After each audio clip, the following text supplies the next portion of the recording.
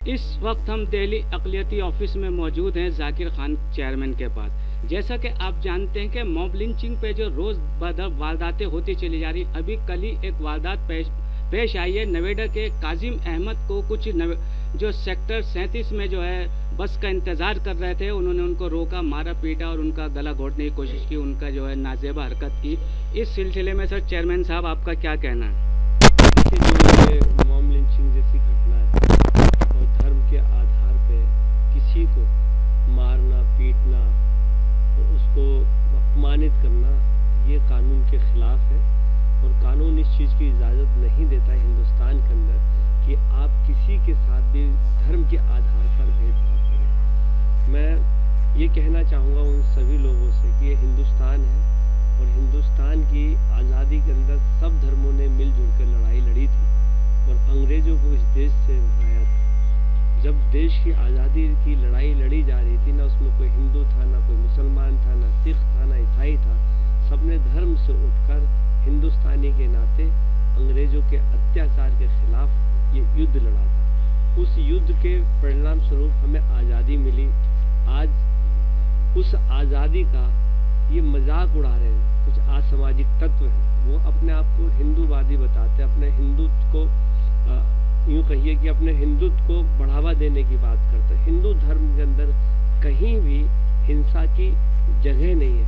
महात्मा गांधी एक हिंदू थे, वो अहिंसावादी थे, उन्होंने हिंसा को हमेशा कभी अपने हिंदुस्तान में जगह नहीं दी थी। ऐसे तमाम देश के बड़े बड़े लोग बाग हैं, जो बड़े बड़े महापुरुष गुजरे हैं, उस किसी ने हिंसा के लिए आगे बढ़ावा नहीं दिया। तो मैं कहूँगा कि जो हिंदुस्तान का कानून है उसके अंदर भी कोई हिंसा की जगह नहीं है। अगर कोई गलत काम कर रहा है तो कानून उसको सजा देगा। आप कानून को हाथ में लेकर इस तरीके की जातियाँ किसी भी धर्म के मानने वाले को नहीं कर सकते।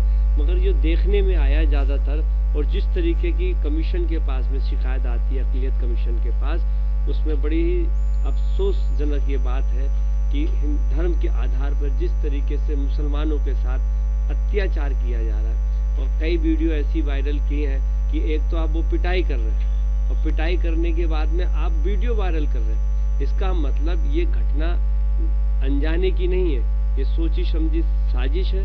आप उस साजिश के तहत में काम कर रहे हैं। किसी की दाढ़ी काट देना और किसी के मजहब के अपने एक नारा बुलंद कराना कि ये नारा लगाओ, अगर वो नारा नहीं लगाता तो उसकी पिटाई करते हैं। ये बड़े ही, मैं कहूँगा कि ये देश के कानून के साथ खिलवाड़ है और मैं कहूँगा कि ये देश को कुछ असामाजिक तत्व हैं जो इस देश को तोड़ने की साजिश है। अच्छा, जैसे कोई भी मज़हब हो उसके लिए कानून बना है, मजहबी आज़ादी होती है। अब जैसे बार बार ये केस हो रहे हैं, अब ये नोएडा ज़ाहिर है यूपी में लगता है, आप दिल्ली से, लेकिन आप इस बारे में अगला क्या कदम उठाएंगे या किससे मिलेंगे?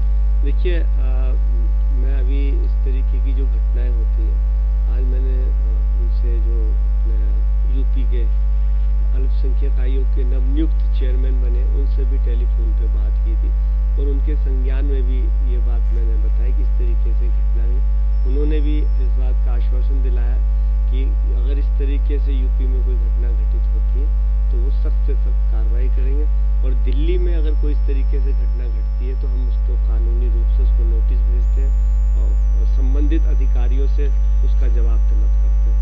और मैं तो यूँ कहूँगा कि अल्पसंख्यक आयोग जो है, राष्ट्रीय अल्पसंख्यक आयोग, उसको तो बड़ी ही संजीदगी के साथ में इन घटनाओं पर नज़र रखनी चाहिए, नोटिस भेजना चाहिए और ऐसे लोगों के खिलाफ राष्ट्रीय अल्पसंख्यक आयोग के चेयरमैन को FIR दर्ज कराना चाहिए। अच्छा, आखिर में आप जो है लोगों से क्या मैसेज या पैगाम दें? मैं ये कहूँगा कि हिंदुस्तान एक गुलदस्ता है जहाँ पे सभी धर्म के लोग मिलजुल कर रहते हैं। ये देश के कानून के अंदर हर देश के नागरिक को एक आज़ादी दी है कि अपने धर्म के आधार पर पूजा पाठ कर सकते हैं, नमाज पढ़ सकते हैं, गुरुद्वारा जा सकते हैं, चर्च जा सकते हैं, अपनी आज़ादी के साथ अपने मज़हब के हिसाब से कपड़े पहन सकते हैं, मज़हब के हिसाब से आप खा सकते हैं, मज़हब के हिसाब से आप कहीं पे भी रह सकते हैं, कोई मनाहियत नहीं है। तो मेरा सभी लोगों से ये गुजारिश है और कि आप सब लोग इस हिंदुस्तान में मिलजुल कर रहें, इस देश की तरक्की के अंदर आगे बढ़ें। अगर देश के लोग मिलकर साथ रहेंगे, सभी धर्म के मिलकर साथ रहेंगे, तो ये सोचिए कि हिंदुस्तान बहुत तरक्की करेगा और बहुत आगे बढ़ेगा। देखिए, हिंदुस्तान एक गुलदस्ता है जिसमें हिंदू, मुसलमान, सिख, ईसाई सब मिलकर रहते हैं। ये थे चेयरमैन साहब जो अपना ख्यालात का इजहार कर रहे थे, और यहाँ पर मजहबी आदि सभी को हो और सबको मान सम्मान देना चाहिए। दिल्ली से एम रमेश। सियासी तकदीर यूट्यूब चैनल को सब्सक्राइब करें और बेल आइकन पर क्लिक करें ताकि आपको सबसे पहले खबरें मिलती रहें।